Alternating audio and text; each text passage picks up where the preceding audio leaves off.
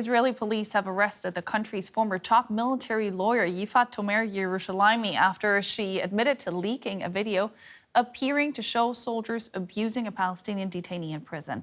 The leaked video caused outrage in Israel and abroad. It also infuriated members of the right-wing government, who branded it an attack on the reputation of the country's armed forces. Tel Aviv police confirm that they have found Yifat Tomer-Yerushalami alive, just hours after she was declared missing by her family, who feared she was about to take her own life. I can say that after a prolonged search, she was located. She is currently with police officers and soldiers for a medical examination. And afterwards, she will be brought to the police station. Tomer-Yerushalami, formerly Israel's top military prosecutor, resigned on October 31st after admitting responsibility for a video leaked last year that appears to show Israeli soldiers assaulting a Palestinian detainee at the Sde Teiman prison compound. The footage shows soldiers taking aside the detainee, crowding around him, and then abusing him physically and sexually. It was broadcast on Israel's N12 News and led to criminal charges against 5 soldiers.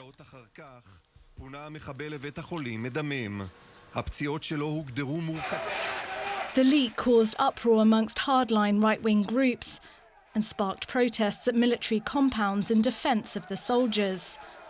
Members of the right-wing government have repeatedly condemned Tomer-Yerushalami's actions. On Sunday, Prime Minister Benjamin Netanyahu said that the leak had done immense damage to the image of the State of Israel and the army. This is perhaps the most severe public relations attack that the State of Israel has experienced since its establishment. I do not recall one so focused with such intensity. This demands an independent and impartial investigation, and I expect one to be carried out. Israeli media says Tomer-Yerushalami and another former military lawyer both face several charges, including obstruction of justice. For more, I can now speak to Yossi Meckelberg. He's a senior consulting fellow with the Middle East and North Africa program at the Chatham House think tank in London. Welcome back to DW, Yossi. Now, can you tell us more about why Yifat Tomer-Yerushalami leaked this footage? Good evening. Thank you for having me. Well, she will answer these questions, but in a resignation letter, we can tell that she was under immense pressure by the government, by members of the coalition, and not from now, for 17 months, probably even before that. She was under immense pressure to basically sideline, to cover up potentially of this incident.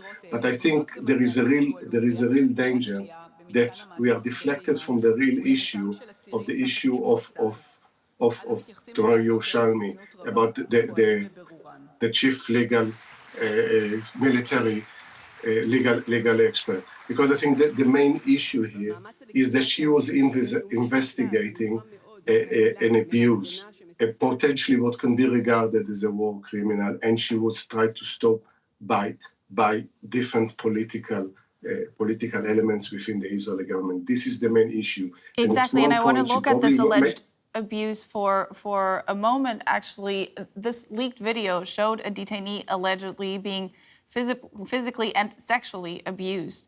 What can you tell us about how widespread this kind of treatment is?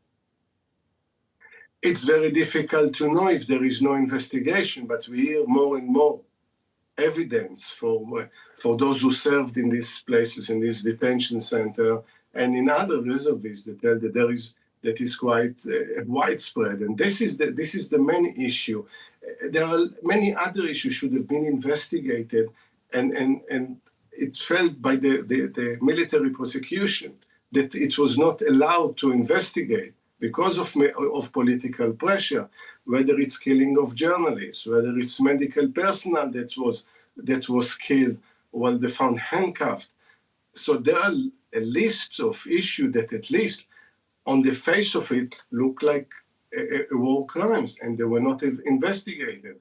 And if the army is it claims that it operates within the international law, it should actually put very clearly, very transparently, the evidence for that.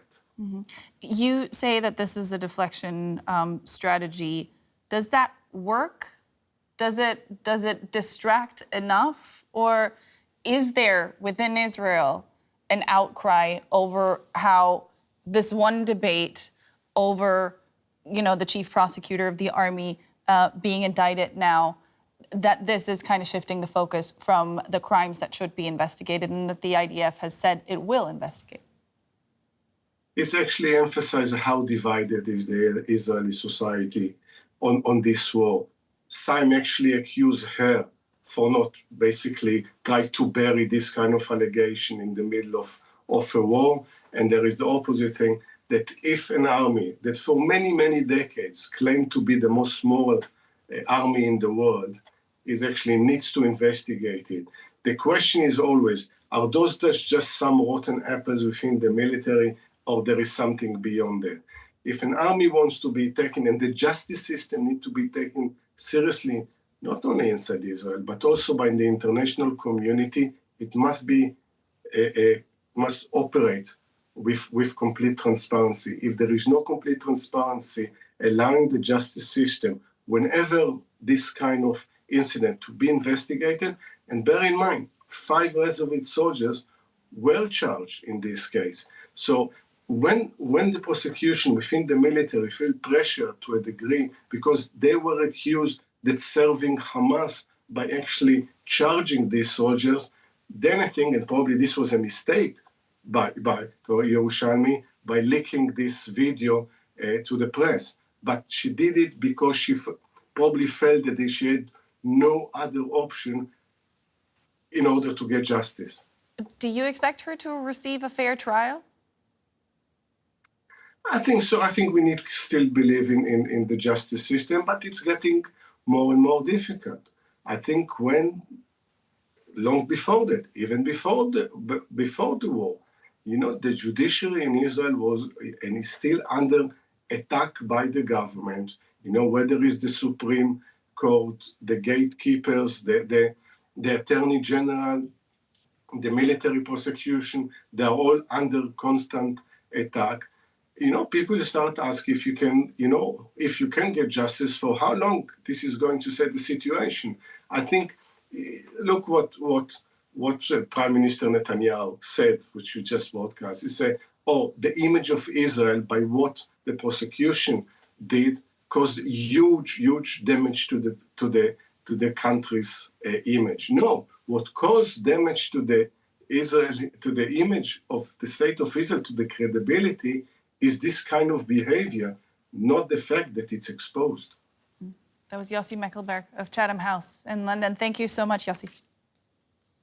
Thank you.